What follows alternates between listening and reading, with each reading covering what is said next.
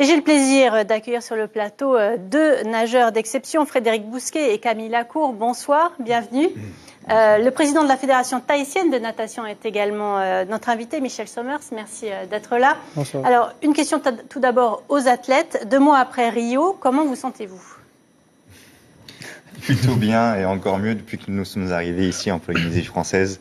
La mémoire des Jeux Olympiques est encore toute fraîche, mais on garde en tête cette magnifique aventure humaine que l'on a vécue. Est-ce que vous êtes tous les deux en mode reconversion, comme Florent Manodou qui se met au handball? Non. Moi, je continue encore une année à faire de la natation et en même temps, je commence à travailler ma reconversion, mais dans la vie professionnelle, pas dans un autre sport. Et pour Flo, je pense que c'est simplement un hobby. Il a envie de se changer les idées. C'est un passage finalement. Je pense que c'est juste un jeu qu'il a envie de faire. Il a envie de s'amuser ailleurs et ça a pris d'énormes proportions pour pas grand-chose. Alors Camille Lacour, vous êtes ce qu'on appelle un dossiste. Vous êtes arrivé 5e aux 100 mètres d'eau à ces JO de Rio. Vous avez eu des propos très forts à propos des Chinois et du dopage. Aujourd'hui, quel regard vous portez sur ces déclarations à la sortie du bassin? Est-ce que les choses se sont apaisées? Je regrette d'avoir dit ça à ce moment-là et à chaud. Ouais, c'était pas ni le lieu ni le moment de faire ça. Mais après, les propos sur le dopage, je les tiens toujours. Je pense que quelqu'un qui est contrôlé positif à un produit qui a de la performance n'a pas sa place dans un bassin olympique ou dans un championnat du monde. Donc voilà, la personne que j'avais accusée avait déjà été contrôlée positive et pour moi, je rêve d'un sport propre et c'est pour ça que je m'entraîne aujourd'hui. Est-ce qu'il y a des choses comme ça dans votre carrière sportive que vous regrettez, des faux pas, des maladresses? Parce que voilà, vous êtes en fin de carrière. Aujourd'hui, quel regard vous regardez en arrière? Des regrets, disons qu'aujourd'hui, ils sont assez minimes pour que je les remarque pas ou qu'aucun me vienne en mémoire. Si tout était à refaire, je pense que je referais exactement la même chose. Les un peu plus de 10 ans passés dans le club aux côtés de Camille ou Florent m'ont énormément apporté, m'ont enrichi d'un point de vue sportif, mais d'un point de vue en tant qu'homme également. Ce sport m'a apporté énormément, bien au-delà de l'aspect sportif. Et non, je referais exactement les mêmes erreurs, je dirais. Alors vous êtes ici avant tout pour transmettre des valeurs aux enfants et adolescents. Qu'est-ce que vous aurez envie de leur dire? Écoutez, pratiquez le sport tant que vous le pouvez. C'est une source de bien-être, c'est une source de bonne santé, évidemment.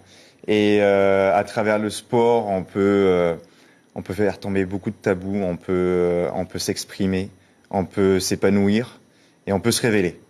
Alors, quels sont les atouts que nous avons en Polynésie française, selon vous, pour réussir dans ce sport, dans la natation? Déjà, il y a pas mal d'eau. Ça peut aider. L'élément eau. Oui, je pense que pour une île, c'est souvent contradictoire, mais quand il y a la mer, il n'y a pas beaucoup de piscines, mais je pense qu'on peut apprendre à nager dans une piscine aussi, enfin dans la mer aussi, et donc voilà, je pense que déjà c'est un lieu magnifique pour pouvoir nager et c'est important de parler de ça. Oui, il y a de plus en plus de compétitions en eau libre, Michel Sommers. Plus de 1400 adhérents à la Fédération tahitienne de natation. Vous avez besoin de ce coup de projecteur pour développer la discipline? Oui, donc on profite effectivement de l'arrivée de ces athlètes de haut niveau pour effectivement mettre en avant la discipline. Mais on est entouré d'eau et je dirais même c'est indispensable de savoir nager parce que on a vécu quand même des éléments tragiques, enfin des moments tragiques il y a quelques mois. Donc c'est important et la fédération s'inscrit dans cette démarche. Qu'est-ce qui nous manque ici?